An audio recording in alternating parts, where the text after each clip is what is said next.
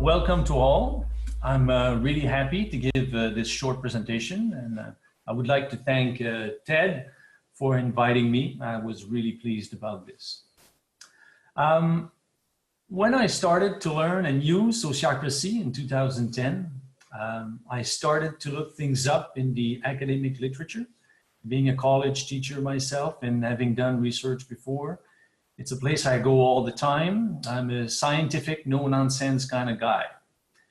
Just to say that I found about next to nothing, and there's a lot of work to do to bridge the gap between self-management models such as Sociocracy and organizational science.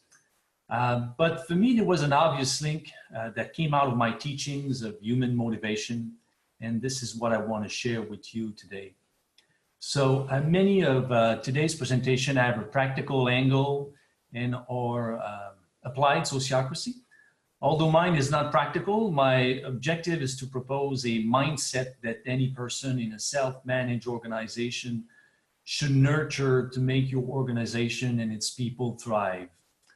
It's a mindset about the why self-management is the future of work and of social organization in general. So self-management is not another fad for improving efficiency. It's about a human-centered future. So today I want to build a bridge between self-management and self-determination theory in psychology. So after a brief overview of the theory, my goal is to show how specific self-management practices or sociocratic practices are key in nurturing people's fundamental psychological needs. And I hope this understanding will help us focus on the important organizational factors to engage people and foster their performance, creativity, and well-being.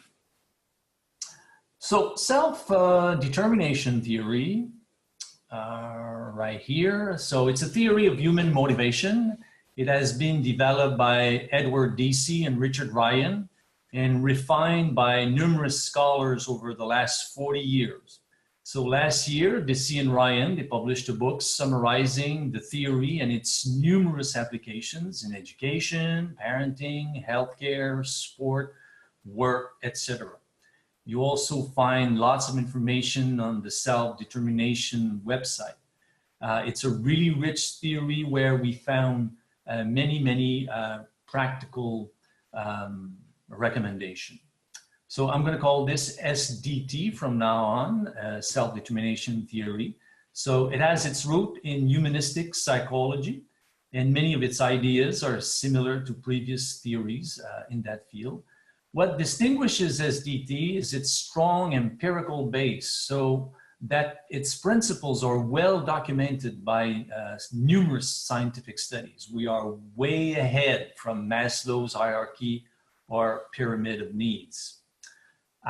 This humanistic foundation means that SDT is centrally concerned with the social conditions, and this is going to be my key point today. So it's concerned with the social conditions that facilitate or hinder human flourishing, and which is based in inherent human capacities for growth, engagement, and wellness.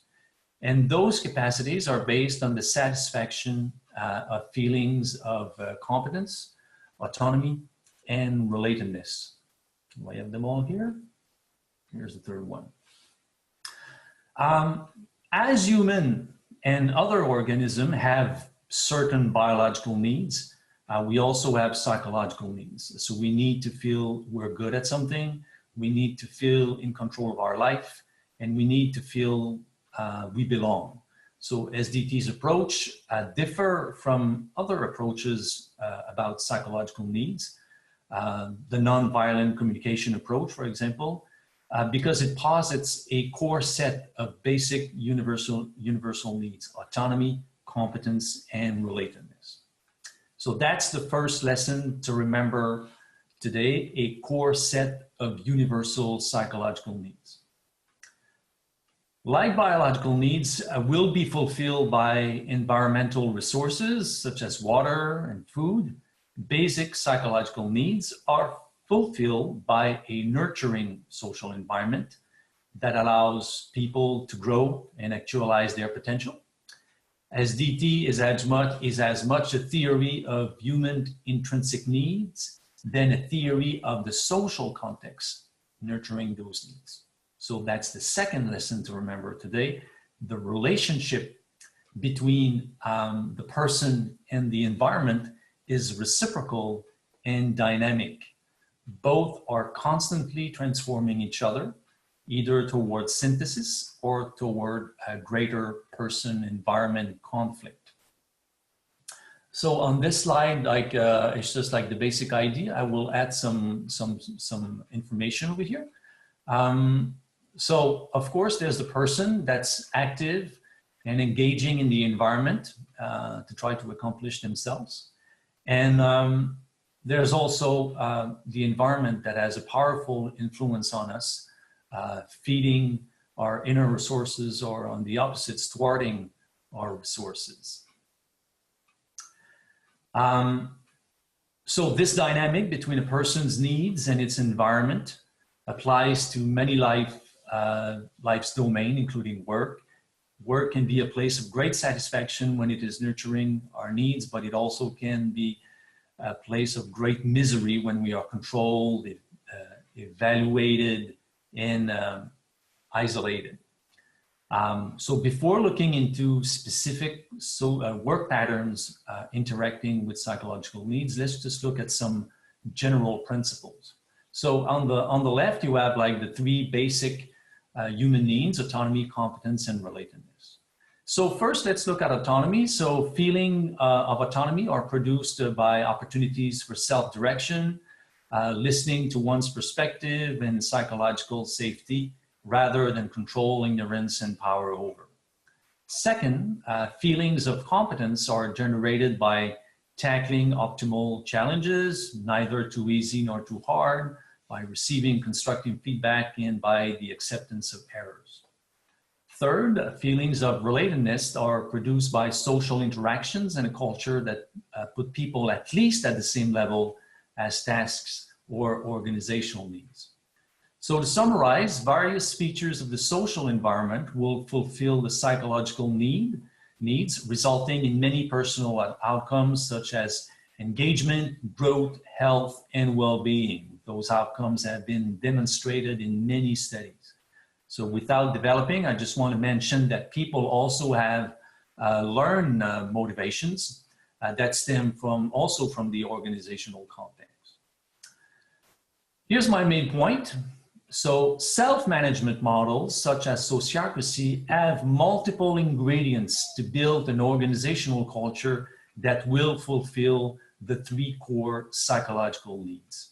So let's look at this more specifically now. What are those ingredients in the form of practices and patterns? For this exercise, and again, I just want to say that my goal here is kind of selfish. It's just to try to make the relationship between the Sociocracy I use and some of the motivational theories that I teach. So for this exercise, I've created a table including the three basic needs, and I separated the Sociocracy patterns in three levels. Patterns that applies to the individual, to the team, or to the whole organization. So now the goal is not here to create a precise and exhaustive classification of all those, but just to give some clarity on which Sociocracy patterns are the most important for nurturing the basic psychological needs. For this, I use Sociocracy 3.0 vocabulary. I feel that James, Bernard, and Lily have done a great job in creating a clear set of well-circumscribed patterns, and that helped me see through the relationship with the psychological needs. So we can start by placing the 7 principles that Sociocracy 3.0 put forward. I'm just going to put them at the organizational level right here. So we have accountability and consent. They are about the individual's responsibility to take ownership of the course of the organization. So that goes with the autonomy. We have the principles of empiricism, continuous improvement, and effectiveness. They are about getting better at what we do individually and collectively. And we have equivalence and transparency about being fully involved in the organization. You are not being left out in any way by power or by secrecy. So let's take a look now at some specific patterns of sociocracy. So at the individual level, roles give autonomy to people, not to mention that they have consented to hold those roles. Objection is also a pattern in which individual perspectives are taken into account. So anybody familiar with objections know the power of this for feeding your autonomy need.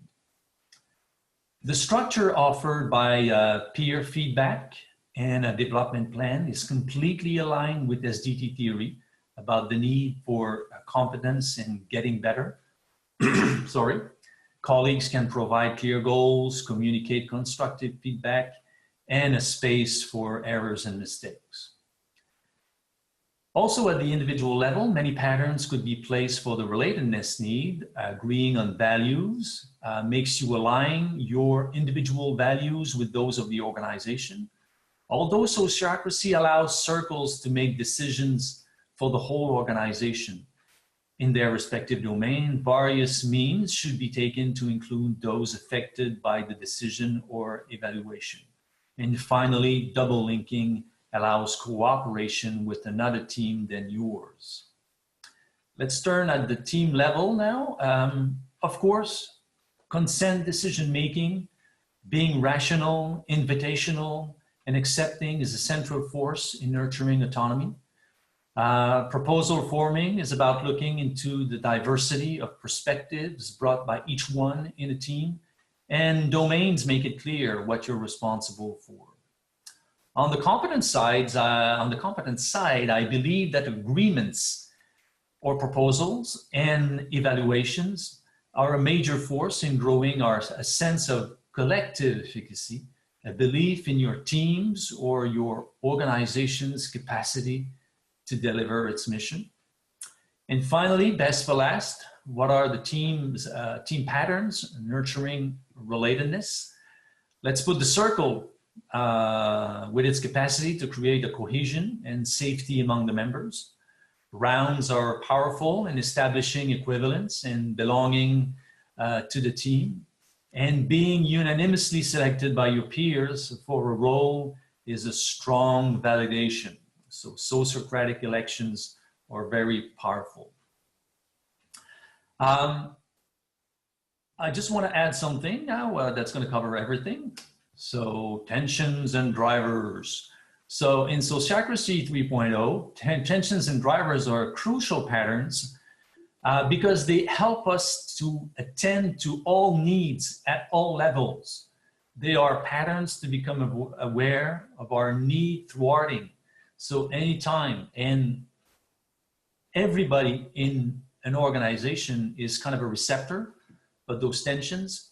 And of course, those tensions will often emerge because some of our needs are not met, and then we can go back to our basic needs. Okay, stop now. That was a lot. I remind you today, my goal was to propose a mindset. Here's my mindset. That any person in an organization should develop to make your organizations and its people thrive. The mindset is simple: autonomy, competence, and relatedness. So this mindset should help you remember or create patterns to fulfill the needs of people in yours. But I hope I was convincing in demonstrating the relevance of basic self-management patterns in this endeavor. All right, so I think I'm going to stop here and take some questions.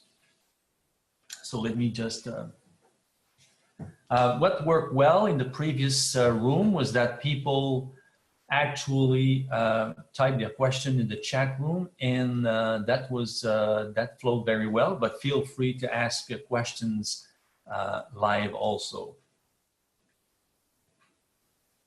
How would you, okay, here's a first, how would you measure which of the three needs needs the most attention? Well, you don't measure it, you ask people. Of course, if you're in a research setting, you will want to measure if those needs are being fulfilled or not. But I guess in an applied setting, we're just asking people, how we could fulfill whatever need they might feel is being thwarted. Harris asks, how is the theory relevant to practitioners? Maybe one or two examples. Well, that was, I guess that was the point of my table that I put out in my speech, is that some practical Sociocratic patterns are directly related to one or more than one need. And when you face a problem in an organization, if you face a tension, don't try necessarily to find the answer in the models or in the patterns of sociocracy. Just try to ask yourself, can we create a pattern that will actually fulfill that need? So you have the answer to this, but Sociocracy has lots of wisdom, practical wisdom about feeding the needs. Trey, Ashley Garin are the key references for using self-determination in evaluation. I'm not sure I understand this question, so maybe you want to rephrase your question, Trey. I will take the one by Chelsea after. Within the competence need, how does Sociocracy self-management ensure that the individual's development plan matches the needs, priorities of the organization? So that has to do with the balance between individual needs and organizational needs. And that needs to be put in a development,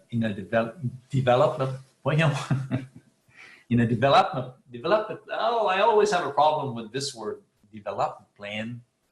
And it's a constant. I mean, you have this pattern in Sociocracy where you need to reach the balance between the individual needs and the organizational needs. So it's a constant battle, or it's a constant tension that you need to address. So I have Anna Ruth, got big questions around a specific scenario of a volunteer led to be organization, transitioning from board led, main issue. Most volunteers are recovering mental health people. Have you got any experience with that? Yes, well, that's a big question, definitely. Yeah, but we're going to go back to the essence of relatedness and listening to people and taking on their perspective and trying to grow from this. But, well, this is a tough question, and maybe we can send the question to somebody else. It's a third party who comes from social psychology, where to use self-determination as a basis to evaluate the effectiveness of group process. Are there any references? Yes, I'm going to make my references available, and or you can send me an email. But you find almost all the references on the self-determination website. Selfdetermination.org, is that what I've put? Just to make sure. Yes, SelfDeterminationTheory.org. So that comes out in Google right away.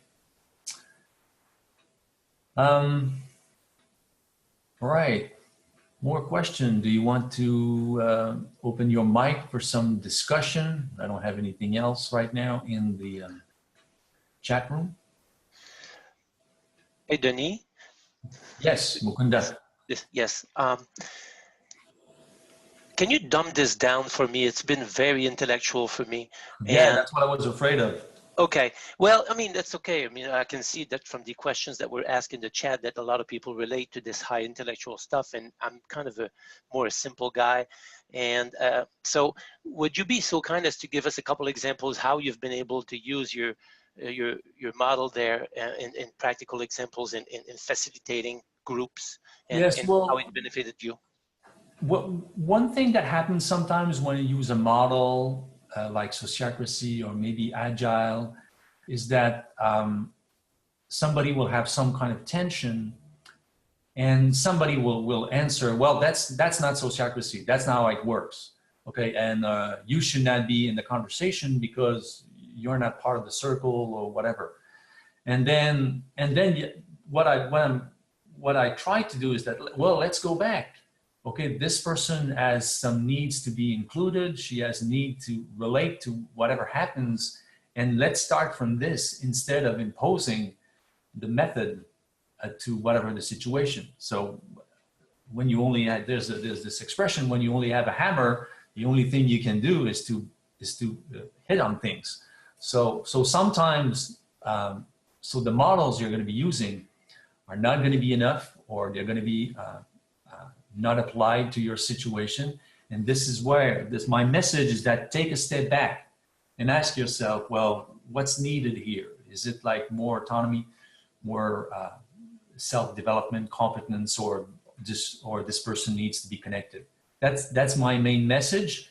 And that comes from the environment. So if somebody has a need, you are the one, with whoever is in the organization, will provide this. All right. So this is my main point. You know, it comes from the organization. How's that? That's good. Thank you. I would maybe add just another way of saying this. If anybody ever objects to a proposal, then what we want to be looking at is what need are they trying to meet by objecting to the proposal? And if I have that mindset of curiosity about, you know, why they might be objecting, then I, you know, I'm curious to find out where they're coming from, and I might be able to incorporate, you know, what's behind their objection into a revised proposal or an improvement for the organization.